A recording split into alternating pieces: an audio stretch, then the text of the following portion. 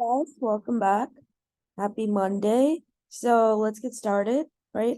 Last week we pretty much were choppy, right? We pushed over this resistance level right into supply, and then we've kind of just, right? We did have a couple of red days, but ultimately we were still kind of stuck in the same range.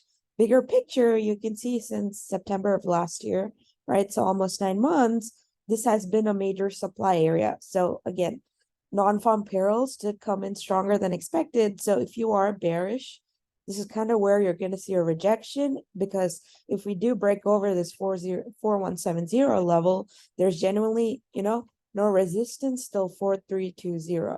So that's almost like 140 points, right? So that will make, again, this area right here would make a very nice, long. And a rejection here would, again, we've discussed these scenarios, right? So far, the market, we've just pushed into this supply, right? We've just been using this bottom trend line as support, and we've pushed into the top supply. The market is still range bound, right? So again, the scenarios haven't changed, right? If you do break over this level, I'm still anticipating 4,300, right? We are to get a rejection here, then we'll probably come back down to test this again, before we go higher. And again, last week we discussed why, right? Our reasoning was that 5 waves were completed on QQQ, and as a result of which you did see that weakness in tech, but again, would ultimately depend on if the selling continues, right? If QQQ recovers over 320, then next level of resistance 333, then even 350 is very possible. So yeah, this is obviously is the bull version I have drawn, right?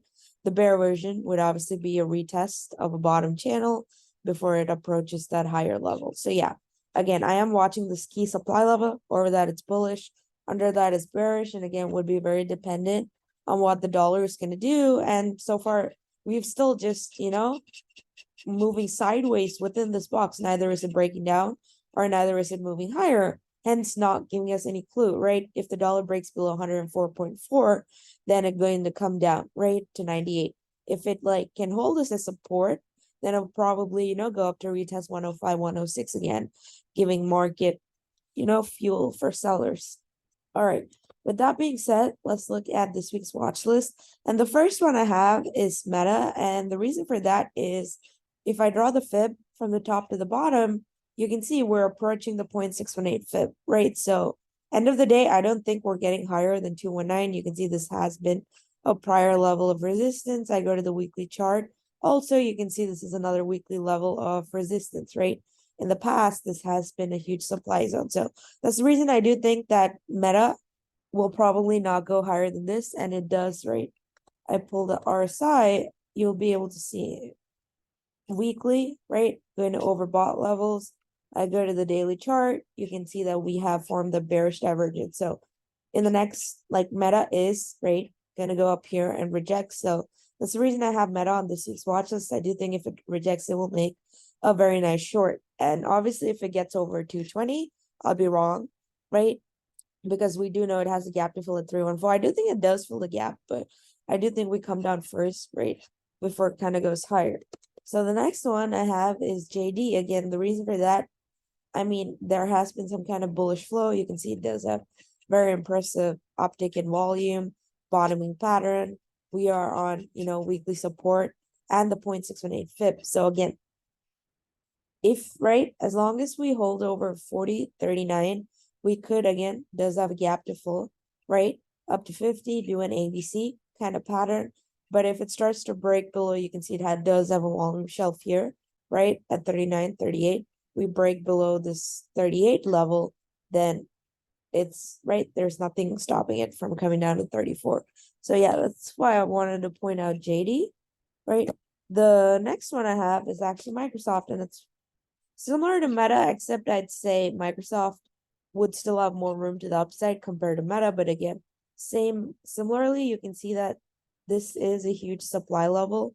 Last time it tried to fill its gap. I don't think it's perfectly filled the gap, so it could try to attempt 295 again. But I do think that this could act as significant resistance. But if the market breaks over 4170, then Microsoft, over, let's say 300, easy room to 350 and 320 on Microsoft. So it would kind of be a nice move. right? Bullish and bearish. And the next one I have is Mara. And the reason for that is bigger picture. If I zoom out, you can see this is the downtrend line of resistance, right?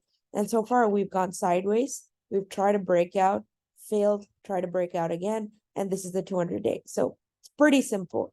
We break over $9, Mara will run up to like 15. Obviously not this week, but over 9, like there's going to be nothing stopping its momentum.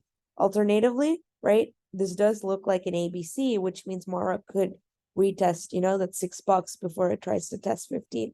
So yeah, that's kind of what I have for Mara. And I know we discussed Shop last week. I don't have it on this week's watch list, but you can see that we were hugging this channel, right? We barely managed to stay over, failed it, and now we're back to the bottom of the channel, right? It's kind of a do or die level for Shop, right? If it holds over this and breaks over 47, then that will kind of make the nice long, right? But if the market starts to show weakness, then Shop will probably come down to test this 34 level.